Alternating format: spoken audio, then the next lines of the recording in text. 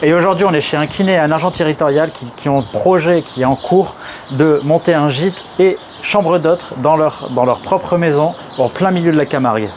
Bon, là, je viens d'arriver chez eux. L'idée, c'est d'aller pouvoir aller visiter la maison et on va aller voir Gabi.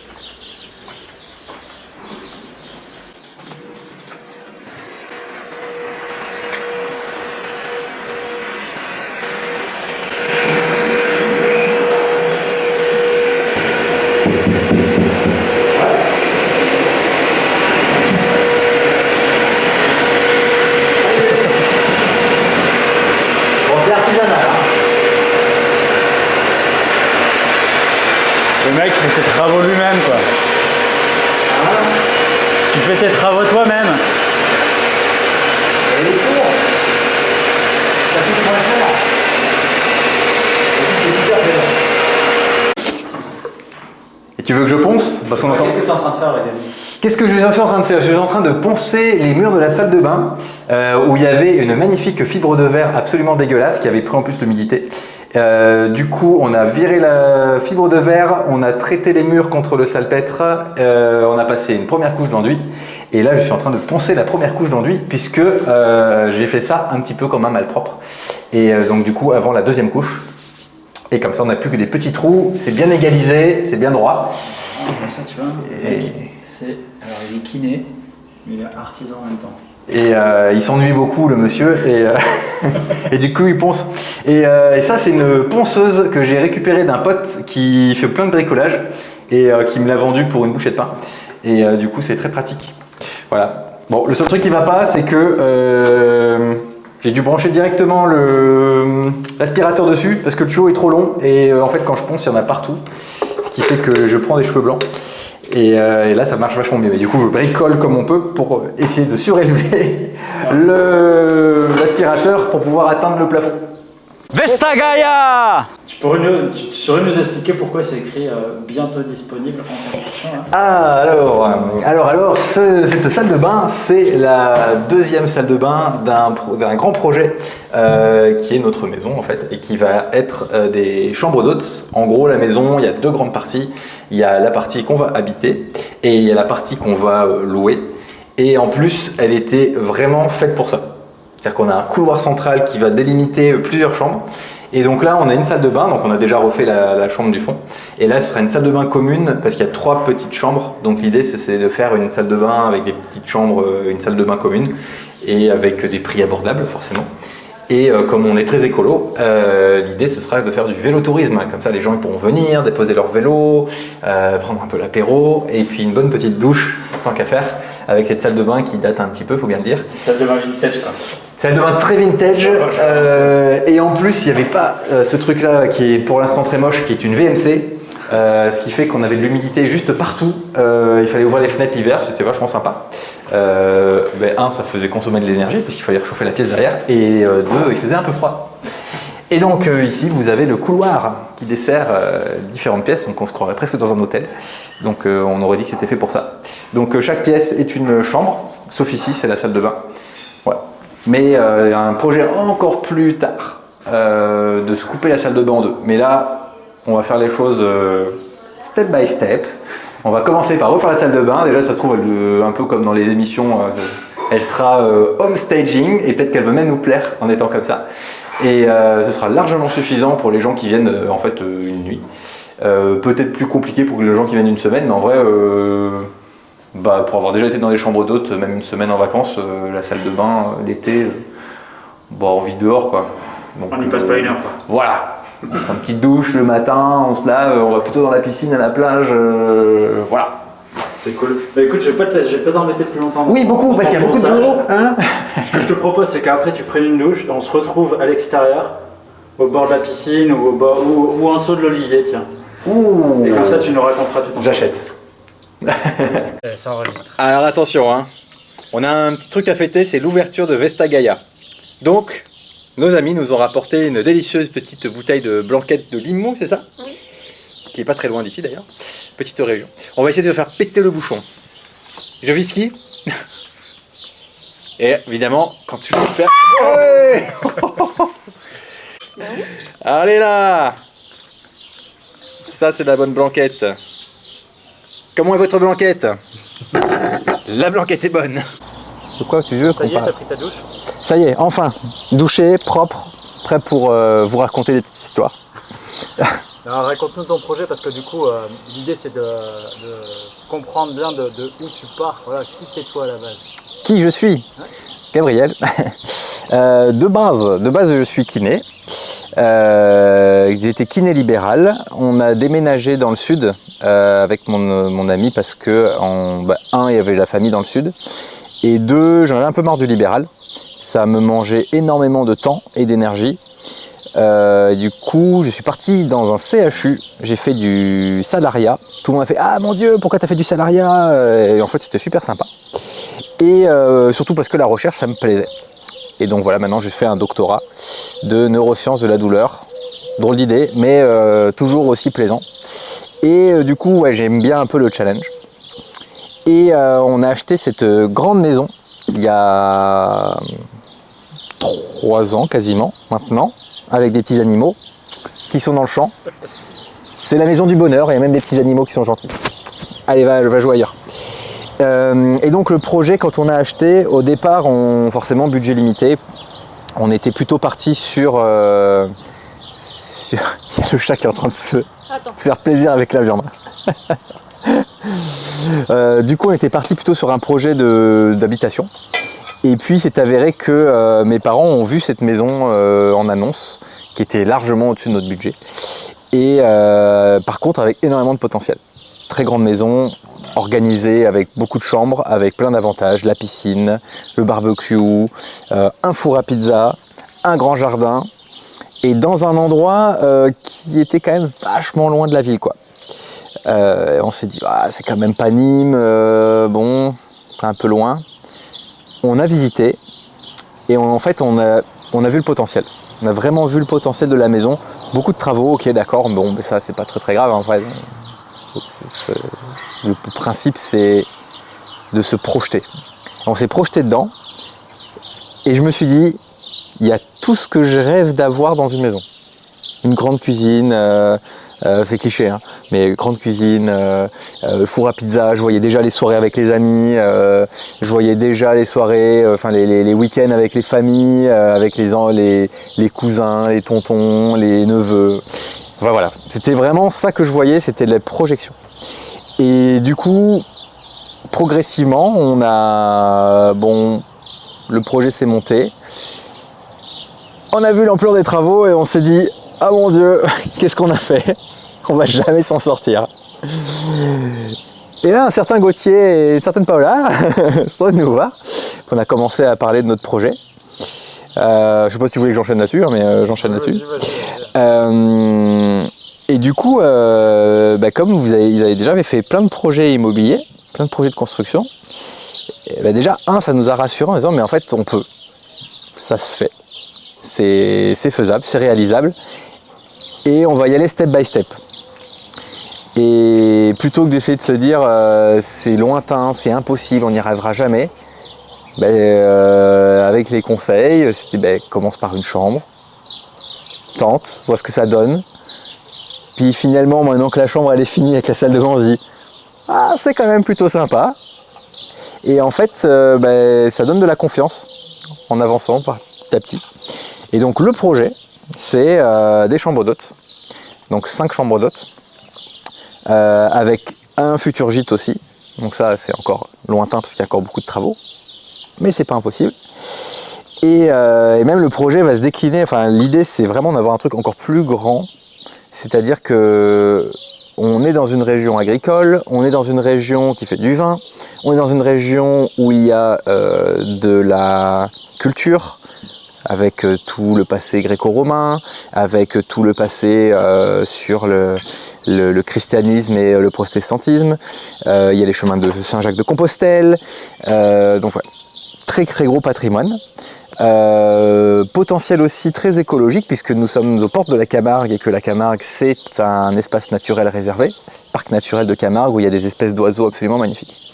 Et donc l'idée c'est on voit le projet même qui se dessine sur pourquoi pas proposer des week-ends thématiques découverte de la gastronomie, découverte des vins, découverte de la biodiversité, coaching, bien-être, voilà, la maison du bonheur qu'on veut faire partager à plein de personnes. Ok, et donc du coup en résumé, ce lieu s'appelle comment et il comporte quoi? Ce lieu s'appelle Vesta Gaia. Alors Vesta Gaia pourquoi? Parce que Vestal c'est la déesse du foyer, donc c'est vraiment l'idée, c'est d'accueillir les gens chez nous comme si on était à la maison, ce qu'on est en train de faire là. Et Gaia c'est déesse de la Terre, la planète Terre, donc c'était ce côté très ancré dans l'écologie. Alors c'est pas l'écologie, comment dire, une écologie imposée. C'est vraiment l'idée, c'est prendre plaisir à faire de l'écologie, prendre plaisir à vivre différemment. Et en fait, c'est plaisant de vivre de façon écologique. C'est ça l'idée, de venir en étant plaisant. Donc voilà, donc le projet s'appelle Vesta Gaia. Et la deuxième question, c'était... C'est quoi, ça comporte combien de chambres? Alors ça comporte combien de chambres? Donc actuellement, il y a une seule chambre pour le moment ouverte, mais il y aura 5 chambres d'hôtes et un gîte. Ça, c'est le projet.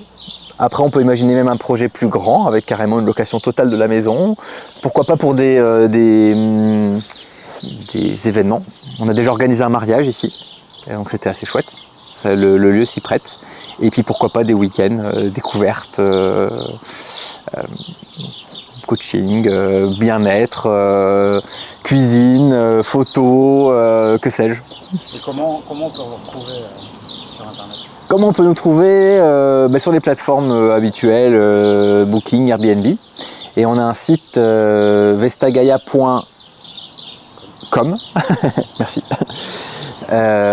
Donc tout accroché, vestagaia.com. Donc voilà. Donc ça se trouve à Saint-Gilles. Donc Saint-Gilles, où c'est? C'est dans le Gard. Donc c'est un peu à égale distance entre Nîmes, Arles, et à égale distance entre Montpellier et Marseille. Donc on est vraiment au milieu, ça on appelle la porte de la Camargue. Donc on a la plage qui est pas très loin, on a la Camargue, on est en plein dedans.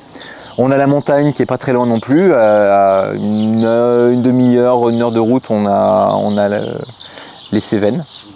Donc on est plutôt dans un endroit où on peut se faire plaisir sur du sport aussi. Sport nautique, escalade, vélo, tout un tas de choses. Rando. Sur un projet comme ça, du coup, dans le lancement, j'imagine que vous avez eu des doutes, des craintes. C'était quoi Alors énormément de doutes, énormément de craintes. Toujours des craintes, ce qui est normal. Le plus compliqué, c'était quoi? Le plus compliqué, c'est de s'y mettre. C'est-à-dire d'avoir à un moment donné de décider on y va. Passage à l'action. Voilà. Alors je ne vais pas faire les grandes théories, ça c'est mon côté kiné, mais il y a des différentes théories de la motivation. Mais on va dire qu'au départ, on était vraiment sur le côté très, très contemplatif. C'est-à-dire on voit le projet, il est là, il est loin, et on va jamais y arriver, quoi. Trop compliqué, financièrement c'est complexe, hein. Il y avait l'achat de la maison, ça veut dire qu'il faut rajouter le prêt travaux. On a fait des rénovations thermiques aussi pour l'isolation extérieure, la climatisation, les pompes à chaleur plutôt, le changement des fenêtres, le changement de la porte. Donc en fait financièrement on se dit on va pas y arriver, quoi. Et en fait progressivement on se dit mais si, c'est faisable. Bon, déjà on a nos amis qui l'ont fait, donc ça se fait. Ça se fait finalement pas forcément avec des coûts qui sont astronomiques, puisque finalement la rénovation, ça se fait plutôt bien. Si on le fait nous-mêmes, ça se fait. Alors moi je suis pas du bâtiment, j'y connais rien. J'ai demandé des conseils forcément, j'ai regardé des vidéos. Et puis en fait c'est en faisant qu'on apprend, hein. Donc il faut se tromper. Il faut faire de la merde, il faut casser des trucs, des plaques de placo, il faut faire de la peinture n'importe comment, et de toute façon on apprend. Donc c'est pas très grave, si on fait un truc mal, on peut recommencer. Et sur le passage à l'action, du coup, qu'est-ce qui a fait que Qu'est-ce qui a fait le passage à l'action? Honnêtement, Gauthier, personnellement, tu as fait mon passage à l'action. Le passage à l'action, c'était la première chose, c'était le calcul de la rentabilité du projet. Mais en fait, on va mettre les choses. Alors moi, je suis un scientifique, hein, donc moi j'ai besoin de chiffres, j'ai besoin d'être concret. Et les tableurs Excel mais voilà ce que ça peut rendre en termes de rentabilité. Et au minimum, ça remboursera vos travaux. Ok, et là c'était, ok. Ok, en fait ça se fait. Allez-y. Et la deuxième chose, c'est votre expérience en fait. C'est le fait que vous l'ayez déjà fait, le fait de vous voir aussi avancer dans vos travaux, en disant mais en fait vos travaux avancent aussi, et puis voilà ce que ça peut donner en finalement pas beaucoup de temps en fait. Parce que vous avez charbonné quand même. Hein. Mais on se dit mais en fait la mise en forme elle se fait petit à petit. Et ce qui est marrant, c'est qu'on n'a pas commencé par les chambres, on a plutôt commencé par d'autres trucs. On a commencé par l'extérieur, le tour de la piscine. On se dit finalement c'est chouette. On a mis un peu de bois, ça n'a pas coûté. Tout le tour de la piscine a coûté 1 000 €. 1 000 €, on paye en 10 fois sans frais, ça se fait. Enfin, je veux dire, c'est. Comment on me disait. Il y a quelqu'un qui me disait ça. La phrase c'était quoi? C'était. Quelque chose du genre, est-ce que c'est financièrement acceptable tous les mois d'avoir mis 100 €? Et est-ce que ça. Je ne retrouverai plus la phrase, mais est-ce que 100 € par mois, ça va te changer ta vie et tu vas le sentir passer? Bah non, 100 € par mois, je sais pas, c'est un plein de courses, entre guillemets. Ça se fait. 100 € par mois, ça se trouve. Donc on l'a trouvé. Et donc on a commencé comme ça, la piscine, un petit peu les arbres. À un moment donné, on dit, on va commencer à faire les chambres. Donc on a commencé nos chambres à nous, notre chambre à nous, notre salle de bain à nous. On s'est dit, on va s'entraîner. On va faire des erreurs. On en a fait, tant mieux, on a appris. Et en fait, petit à petit, il y a la fierté aussi de se dire, c'était trop marrant, des fois j'arrivais sans changer, j'ai dit, c'est nous qui avons fait ça. C'est pas si mal que ça. Il y a plein de défauts, hein, on les voit, mais quand même à la fin, petite satisfaction de se dire, c'est pas si mal quoi, c'est chouette. Mais c'est cool, hein. C'est ça. Mais en fait, c'est comme c'est la vie quoi. C'est vraiment c'est la vie. La vie c'est pas facile. Je sais pas qui c'est qui a dit ça un jour. La vie c'est cool. Non, la vie c'est dur. Mais heureusement que c'est dur, parce que sinon il n'y a pas de satisfaction. Moi je me pose la question, les gens qui sont ultra riches, ils doivent tellement s'ennuyer. Et tu claques les doigts, t'as ce que tu veux. Il n'y a pas de mérite. T'as pas travaillé avec tes mains. T'as pas galéré un peu. C'est un peu comme quand tu dragues. La personne tombe amoureuse tout de suite. Non, j'en veux pas quoi. C'est un peu difficile. Faut faire un petit challenge. C'est comme le sport, c'est pareil. Si demain, je sais pas, je deviens capitaine de l'équipe de France, aucun mérite. Donc il faut un petit peu se battre, il faut un petit peu suer, et en fait c'est ça. Le projet c'est on y va petit à petit, c'est dur. Mais en fait, heureusement que c'est dur. Sinon il n'y a pas de mérite, il n'y a pas de plaisir à le faire. Et économiquement du coup, comment vous avez fait pour lancer ce projet? Économiquement, comment on a fait pour lancer le projet? Ça s'est fait petit à petit en fait. Il n'y a pas eu... comment on a fait un peu le projet? On a fait des prêts. Alors, on va être totalement honnête aussi, mes parents ont beaucoup aidé. Financièrement, mes parents ont aidé. Ils ont aidé à l'achat de la maison. Ils ont aidé pour une galère qu'on a eue, c'est-à-dire la toiture qui n'était pas prévue. On a eu des fuites de toiture. On a une vieille toiture en fibrociment d'amiante qui a été toute remplacée là. Donc c'était un gros coup qui n'était pas prévu. Donc, voilà. Donc les parents ont été là pour aider. Alors je sais bien que ça ne peut pas être le cas de tout le monde. Hein. Tout le monde n'a pas des parents qui peuvent aider. Néanmoins, on a toujours des prêts qui sont possibles. Ça je me souviens aussi, c'est ce que tu m'avais dit Gauthier sur le prêt, je me souviens de ça. Il y avait toi qui m'avais dit ça et un autre pote qui m'avait dit ça. C'était en fait pour gagner un peu d'argent, il faut s'endetter. Donc en fait, à un moment donné, si on n'emprunte pas, l'argent qu'on n'emprunte pas, c'est l'argent qu'on ne va pas pouvoir utiliser pour mettre en place des projets. Donc à un moment donné, si on a peur d'emprunter parce ça va être difficile ce mois-ci, etc., à un moment donné, on emprunte. De toute façon, c'est la banque qui va s'endetter. Donc la banque s'endette pour nous. Et à un moment donné, on va rembourser la banque quand, de toute façon on s'en fout, on fait des prêts maintenant sur 30 ans. En fait, c'est les autres qui remboursent à ta place. Et voilà, et à un moment donné, c'est les autres qui remboursent à ma place. Et puis dans 30 ans, de toute façon, le projet sera fini. Donc de toute façon, à un moment ou à un autre, le projet, il sera remboursé, quoi. Et donc en fait, il ne faut pas avoir peur d'emprunter. Ça se fait. Mais c'est un espèce de système très pernicieux et très vicieux. C'est-à-dire qu'on se dit, mais on s'endette, finalement on n'est pas vraiment chez nous, parce que la maison c'est la banque qui la paye, donc elle appartient à la banque. Non, elle appartient pas à la banque. La banque c'est nous en fait. Donc en fait il ne faut pas avoir cette peur-là. Donc maintenant que vous êtes dedans, que vous avez lancé les financements, que vous êtes en action et que vous avez déjà une chambre de prêt, comment tu te sens? Serein, bien. D'autres problématiques, mais plus liées à ma thèse. Et ça, c'est... Voilà. Mais la thèse, c'est pareil, hein, c'est comme la maison. C'est des challenges permanents. Et puis, progressivement, on résout un problème. Ok, on passe au suivant. Comment ça s'est passé, le problème? Bah, plutôt pas mal. On a plutôt bien géré. Oui, on a plutôt bien géré. Ok, ça donne confiance. Bon, ben, on passe au prochain problème. Prochain problème... Nouveau défi, nouvelle problématique, ok. Finalement on le résout, au suivant, etc. Et en fait à chaque fois, nouvelle compétence. Cette compétence-là, elle va me servir pour le prochain projet. Si elle ne me sert pas pour le prochain projet, elle me servira pour le projet numéro 10. Etc. etc. Et là, si tu devais faire un résumé des choses sur lesquelles j'ai pu vous aider dans ce projet ou dans d'autres projets en général. Alors déjà, je vais t'envoyer sûrement des fleurs, mais c'est quand même un modèle d'inspiration pour beaucoup de choses. Déjà, commencer en disant Gauthier est un modèle d'inspiration.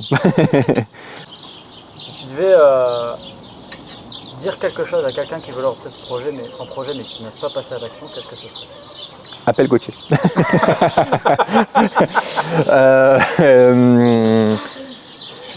Non mais pourquoi pas? Ben si, en fait, alors la première chose, je pense, c'est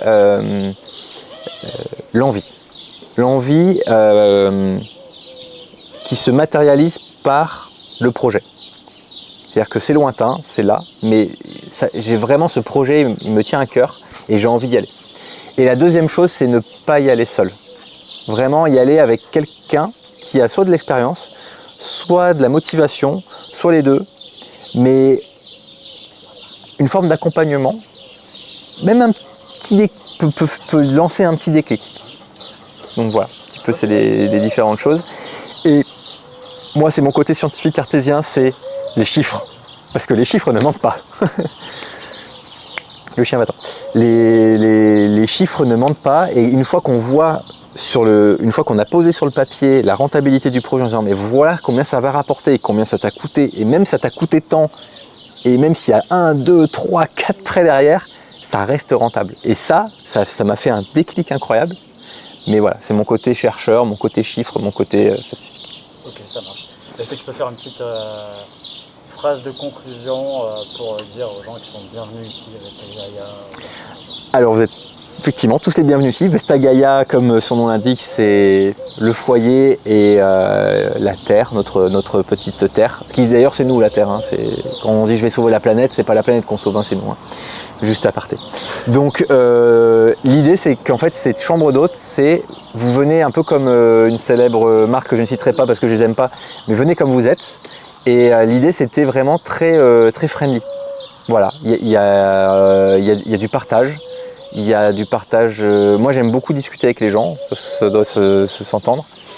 Et donc, venez découvrir la Camargue, venez découvrir un espace. On entend les petits oiseaux là. Voilà, un espace de bien-être, de bonheur, de partage, de gastronomie, d'histoire, de tout ce que vous aurez envie de mettre dedans et tout ce qu'on partagera ensemble. Salut, moi c'est Gabriel de Vesta Gaia à Saint-Gilles. Vesta Gaia!